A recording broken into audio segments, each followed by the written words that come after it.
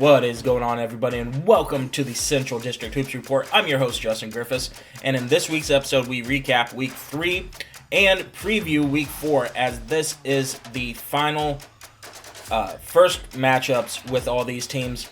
As we get ready to make the turn into the second half of district play, it's going to be very interesting, as some teams have already separated themselves, while other teams are exactly where we thought we were going to be.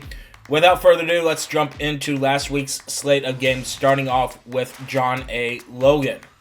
And John A. Logan only had one game this week as they traveled to Olney to take on the Blue Knights.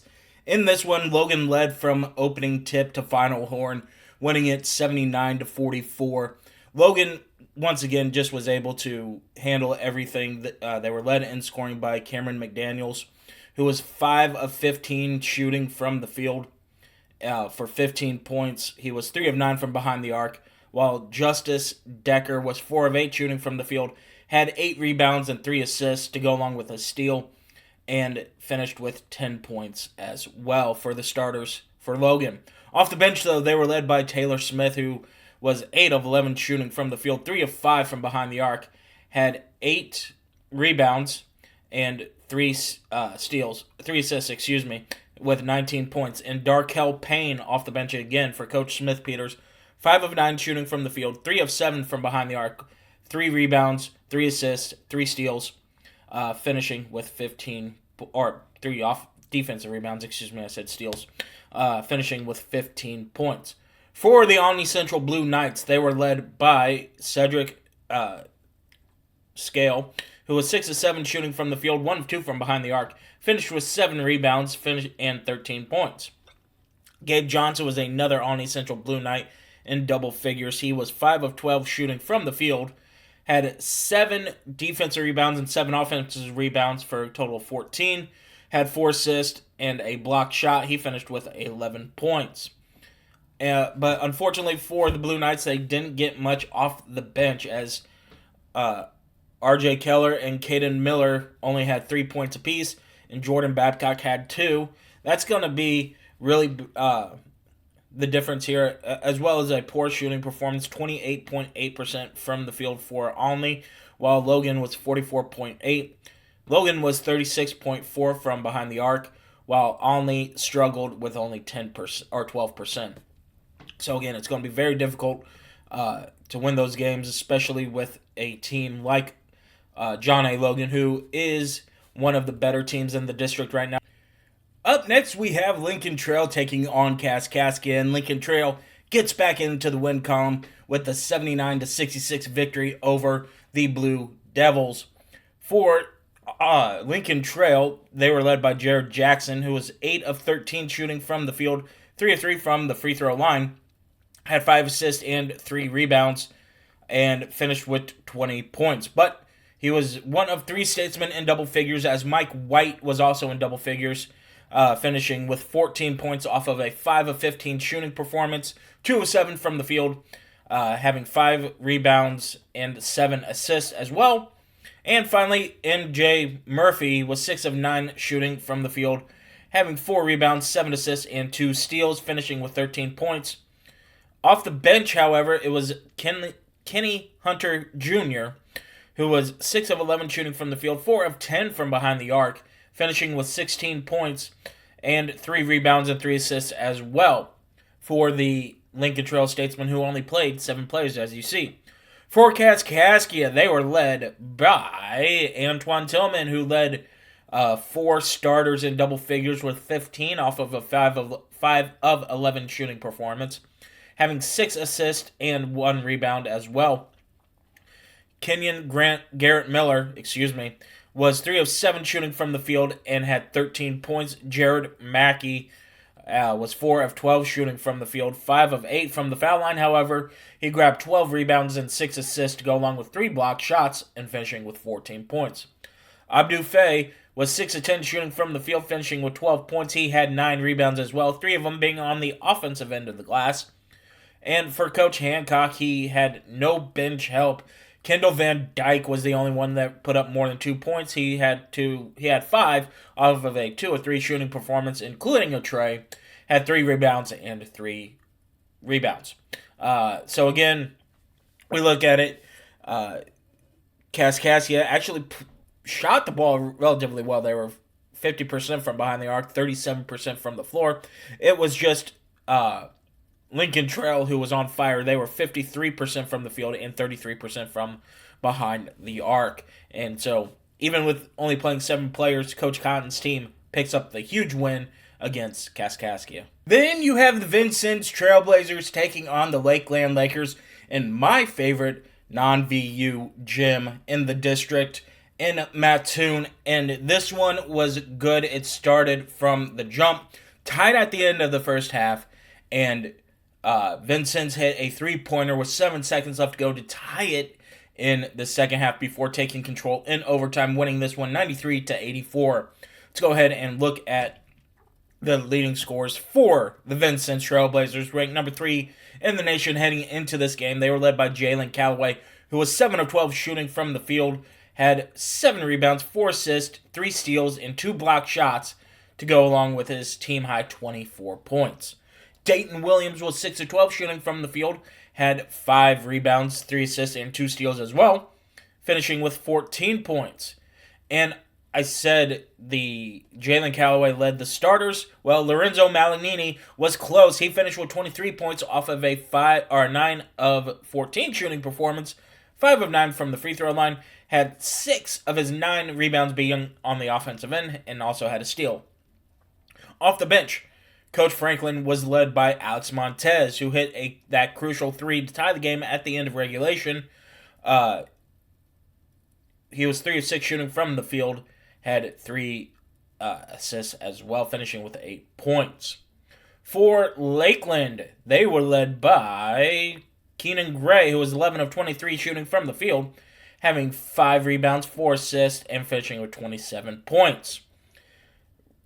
Rodrigo Dos Santos was 6 of 12 shooting from the field, 6 of 8 from the foul line, having 7 rebounds, 4 of them being on the defensive end, an assist, and 3 steals. He finished with 18 points. And Lavelle Tinsley finished 4 of 14 shooting from the field, nailing 2 trays and having 7 rebounds and 2 assists, finishing with 14 points. Off the bench for Coach Larry's team, it was only one contributor. Really, it was Peyton Baird, who was 4 of 6 shooting from the field, 8 rebounds, and 9 points. Like I said, this one went into overtime. And again, Alex Montez hit that 3 to tie it at the end of regulation. And then Vincennes took control in the overtime period. So again, Vincennes holds on to their number 3 ranking and atop of the Central District. And the final district game was between Wabash Valley and Shawnee, as the Warriors were able to hold home court, winning this one in a tight one in comeback fashion, 61-59. The Saints, as you see, led at the break at 36-22 before Wabash Valley scored 39 points in holding Shawnee to 23 after the break. For the Saints of Shawnee, they were led by James DeLoche, who was 6 of 10 shooting from the field, 3 of 3 perfect from behind the arc, having 6 rebounds as well as a steal, finishing with a team-high 23 points. He was the only Saint in double figures starter-wise, as Alan King was close to being in double figures, shooting 2 of 8 from the field, 1 of 2 from behind the arc, and finishing with 9 points for Coach Sparks' starters. Off the bench, Coach Sparks didn't get much help, only 13 points total, but Zion Green was the highlight, 4 of 8 shooting from the field, finishing with 10 of those 13 points and grabbing a couple rebounds as well. For Wabash Valley, they were led by Mohamed Diaby, who was 6 of 13 shooting from the field, had 3 assists, 3 steals, and 2 rebounds, finishing with 14 points. Nazir Leonard was close to being the leading scorer. He was 4 of 13 shooting from the field, 2 of 5 from behind the arc, grabbing 5 rebounds, 2 assists, and 11 points. But the leading scorer for the Warriors came off the bench was Taj Ford, 6 of 12 shooting from the field, 4 of 8 from behind the arc, finishing with 16 points and grabbing 4 rebounds and 3 steals as well. For Wabash, again, both teams shot the ball relatively well. Wabash shot it at a 38% clip, while Shawnee shot it at 40%. Uh, and this one, like I said, came down to the wire. No technical fouls either way, which is always good. Heading into the Saturday game, you don't want an ejection because that means you got to sit a game. Again, Wabash Valley gets into the win column for only the second time in district play. In the final game Wednesday night, pitted GRAC opponents Swick and Wren Lake. Wren Lake won this one going away, 76-61, as they won the first half 37-30, second half 39-31. Wren Lake was led in scoring by Will Paulson, who was 7 of 9 shooting from the field, having 16 points. Elijah Edoza also had 14 points. Isaac Billington was 4 of 10 shooting from the field with 10 points. Donovan Coates with 11 points, shooting 3 of 11 from the field. Off the bench for Wren Lake, they were led in scoring by Ezekiel Wilson and by Owen Treat, both with 7 points. For the Swick Blue Storm, no stats available, which is kind of disappointing because, like I said, I'm recording this right before they tip off for their Wednesday slate of games, and they have no stats on last Wednesday's slate of games. I'm recording this Tuesday, January 20th. And before we move into Saturday's slate of games, I will say with Swick's performance against Wren Lake, that does end Wren Lake's portion against these Division I GRAC opponents. From now on, the opponents will go into a bye week like Vincennes does when they do not play, when they were slated to schedule to play Wren Lake. So with that being said, let's go ahead and jump into Saturday's slate of games. Only 4 of them to go over today, starting with the Lakeland Lakers and the Swick Blue Storm. Swick looking to bounce back after that Wren Lake game. However, Lakeland had a chip on their shoulder and they protected home court, winning this one 75-74 off of a huge first half. Swick made a comeback in the second half, but it just wasn't enough as the Lakers hold on to win. And we have stats from Swick. Awesome. Swick was led in scoring by Matthew Cuprelzi, who was 10 of 14 shooting from the field, had 20 points as well. He was the only Swick Blue Storm player in double figures. Julio Regato was close with 3 of 6 shooting from the field and 9 points. Off the bench, Dante Montgomery Jr., I apologize, as he was your leading scorer off the bench, 5 of 14 shooting from the field, 1 of 6 from behind the arc, had 3 rebounds, 3 assists, and finished with 16 points. And Zach Chambers as well, off the bench, finishing in double figures with 11 points off of a 4 of 8 shooting performance and grabbing 6 rebounds. For the Lakeland Lakers, they were led in scoring by Neville Nash, who was 9 of 18 shooting from the field, finishing with 22 points. He led 4 Lakers in double figures. Then it was Keenan Gray, who was 4 of 10 shooting from the field, 5 of 5 from the foul line, grabbing 7 rebounds, 9 assists, and 14 points. Then you had Peyton Baird, who was 4 of 5 shooting from the field, finishing with 12 points, 2 assists, and 3 rebounds as well. And rounding out the leading scores for Lakeland, starter-wise, was Lavelle Tinsley, 3 of 9 shooting from the field, 4 of 6 from the foul line, 3 rebounds, 3 assists, 1 steal, and 11 points. Off the bench for Coach Larry, didn't get much help. Kayu Tateyama was 1 of 2 shooting from the field and had 5 points. So again, Lakeland able to pick up a huge win. They did have Luke Offerman get a technical foul in this game. Now, he wasn't ejected, so he doesn't have to sit out tomorrow night's game, but be interesting as he only played sparingly, had 2 steals in this game, 0 of 1 shooting from the field, didn't put up any points. So again, Lakeland gets back into the win column, and Swick continues to tumble down. Moving on to the second game from Saturday's slate, Wabash Valley, home again, was able to protect home court, beating Olney Central 66-59 in this one. Close first half before Wabash Valley was able to pull away a little bit in the second half. Once again, winning this one by only 7 points.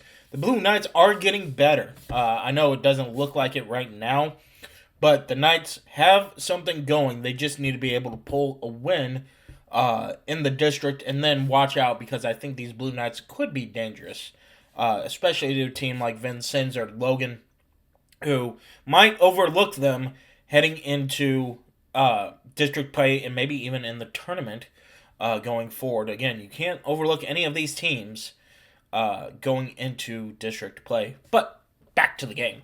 Olney Central was led by Braden Walters, 5 of 8 shooting from the field and having 16 points. Gabe Johnson had 8 points for the Blue Knights off of a 3 of 11 shooting performance and 6 rebounds and 2 assists. However, like you see, there's only 3 starters listed, so questionable there. Kasem Nash was another player in double figures, 5 of 9 shooting from the field, and 13 points, having 3 rebounds and 3 assists to go along with 2 steals. And that was the last Blue Knight in double figures. Landon Sanders was 3 of 5 shooting from the field, 3 of 4 from behind the arc, and he finished with 9 points.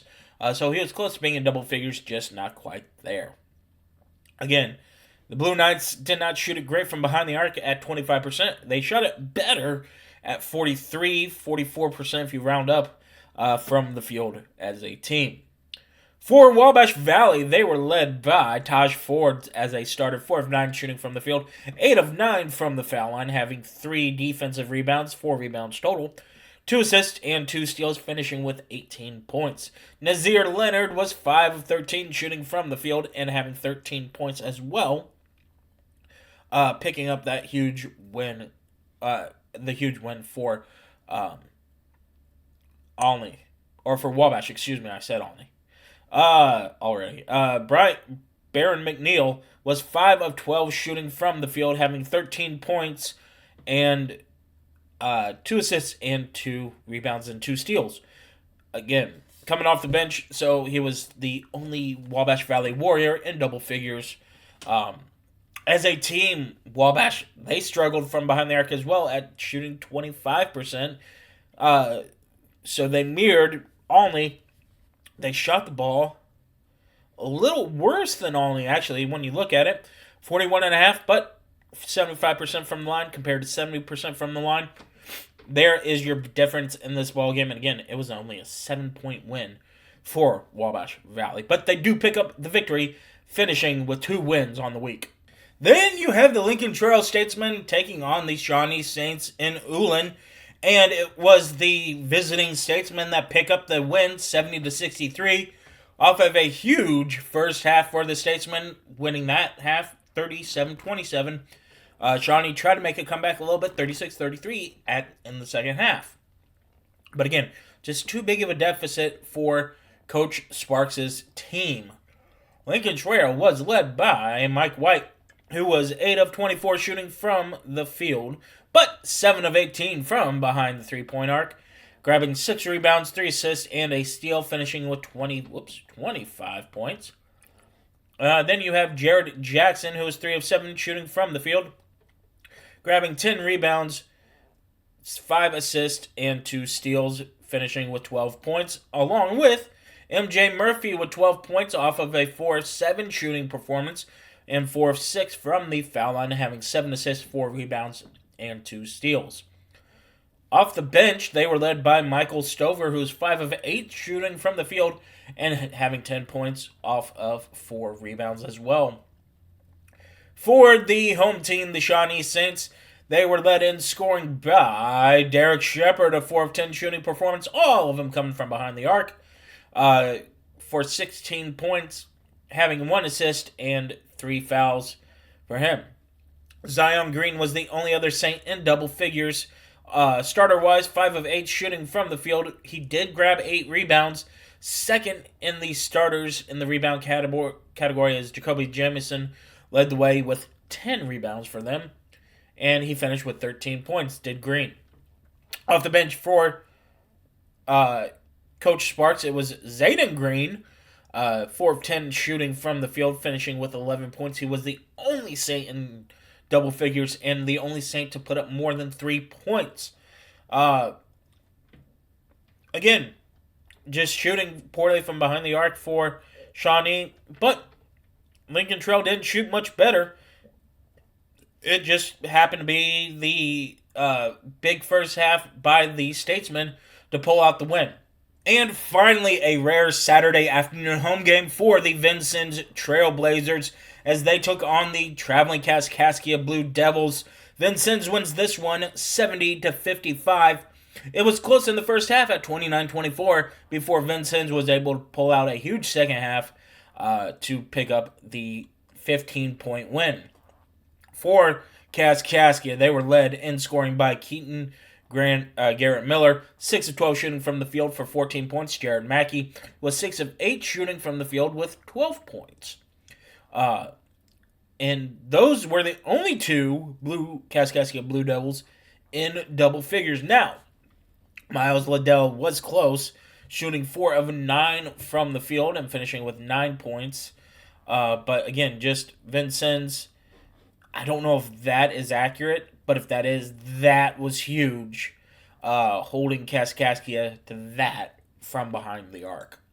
For Vincennes, they were led in scoring by Jalen Calloway, 7 of 15 shooting from the field. I don't know where I got the 5 from.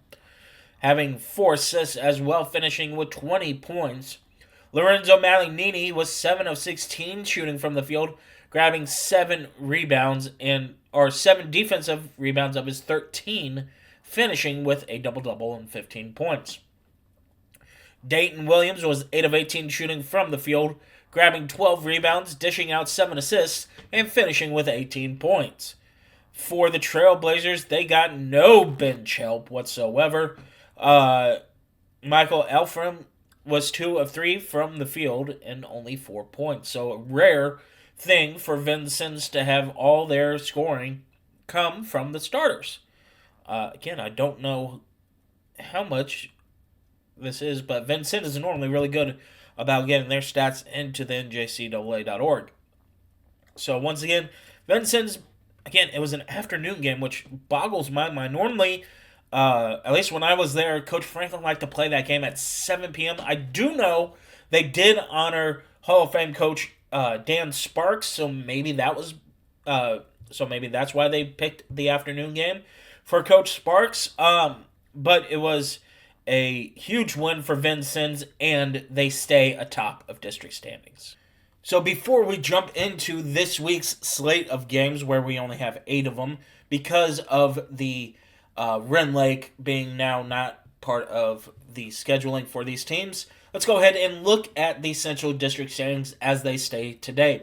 Vincennes tops the league at 5-0 with John A. Logan, with their only loss coming to said Trailblazers. They're at 4-1.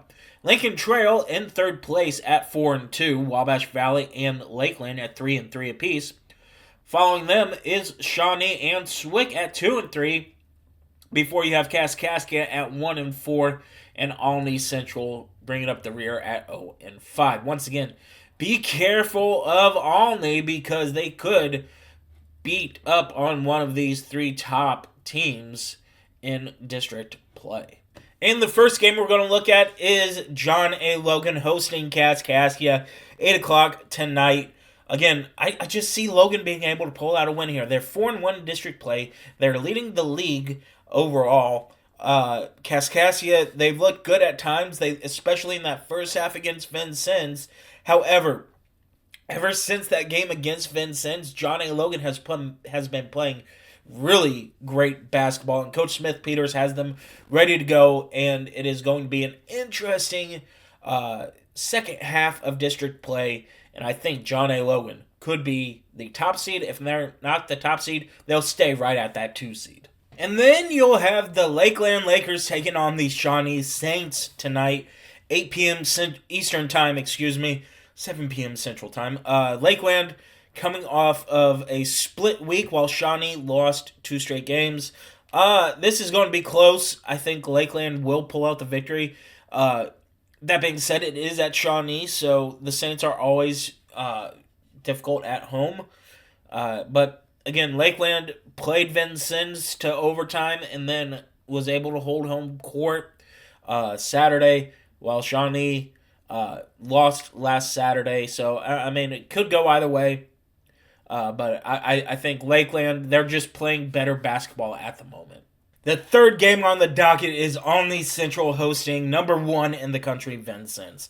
This is a trap game for Vincennes. This is 100% a trap game tonight, 8 o'clock Eastern time. That being said, if Vincennes does not play down to their competition, which they have at times this season, they will steamroll Olney Central. If they play down to the competition, I keep saying it, Olney is going to pick up a win, and they're going to surprise a team here and there. I don't think it will happen tonight, but I do say that when this game is back at Vincennes, look out, because Olney is going to be a huge improvement from where they are now, and they're an improvement now from when they were at the beginning of the season. But I do have Vincennes running away with this one. And the final game on Wednesday is going to be Lincoln Trail hosting Swick. This is going to be a good game because, like I say, Swick could surprise some teams, and Lincoln Trail sitting in third place right now. It will be a tough game because Coach Harrington's teams are always tough. But since this is at Lincoln Trail in Robinson, I do give them the edge. But I think it will be like their game Saturday against Lakeland, where it's going to be within a couple of points. But I do have the Statesmen winning this game. Now let's go ahead and head to Saturday's slate of games, starting with Kaskaskia hosting Shawnee. 4 o'clock Eastern time tip-off for this one is going to be a battle between these two teams, both of them looking for seeding implications, and I think the skid ends for Kaskaskia. It's going to be a tough game. It's going to be within 5 points, but I just see the Blue Devils holding home court and picking up the win here. That being said, I do look out for a big breakout game from some of the Saints players. Then you have John A. Logan traveling to Robinson to take on the Statesmen of Lincoln Trail. Between the 2 seed right now and the 3 seed, this is going to be a good game. But I just think that Logan is playing really, really good basketball. Lincoln Trail will make it a game in the first half before I think Coach Smith-Peters' team will pull away in the second half. That being said, Lincoln Trail could surprise Logan and pick up a win here and move into a tie in second place. But again, just the way that Logan is playing since the Christmas holiday, I see them picking up the win here. It will be close, but I do think Logan picks up the win. And the last Saturday afternoon games, Penn's Olney Central traveling to Belleville to take on Swick. And again, it's going to be a rough game for the Blue Knights, as I think Swick pulls out the victory here. And I just think that this one is just going to be too much. The travel is going to be too much for Olney. And I think that Swick is just a better team right now. But again, Olney is playing better, but I just don't think it's going to be enough to beat the Blue Storm on their home floor. And again, but who knows? Like I said, this could be a trap game for Swick, but I just don't think so quite yet. I think if this was later on in the year, or when we get ready for that rematch towards March, I think this is the game to look out for. And the only night game on Saturday, like I said, last week was a fluke where Vincennes played in the afternoon. It is at Vincennes as the Trailblazers host the rival Wabash Valley Warriors. And actually, I think this game would have been a better one for Coach Sparks to be honored by the Trailblazers, as he did coach for both Vincennes and Wabash Valley. I think this game would have been the better one instead of Kaskaskia, but you honor a Hall of Fame coach whenever you can, and maybe that was his earliest convenience for them, so they made the dedication. Again, this game is going to be good. It's a rivalry game, and I think Coach Franklin is going to have his team ready to go. They are the new number 1 team in the nation for a reason, but I do think that this is going to be a close game, and I think Wabash Valley is going to be, they might even lead at half of this game, but I think Vincennes will pick up the win. So that's going to do it for this week's episode. Again, as we get ready to make that turn into the second half of district play, It's going to get very interesting very quick as teams battle for seeding positions heading into INA in March. It's going to be very interesting to see who reclaims that first overall seed in the bye, but it's going to be fun regardless. I'm going to keep up with it as much as I can. Also, let me know in the comments how you liked the new setup when we went over the stats and whatnot. It was something new I tried.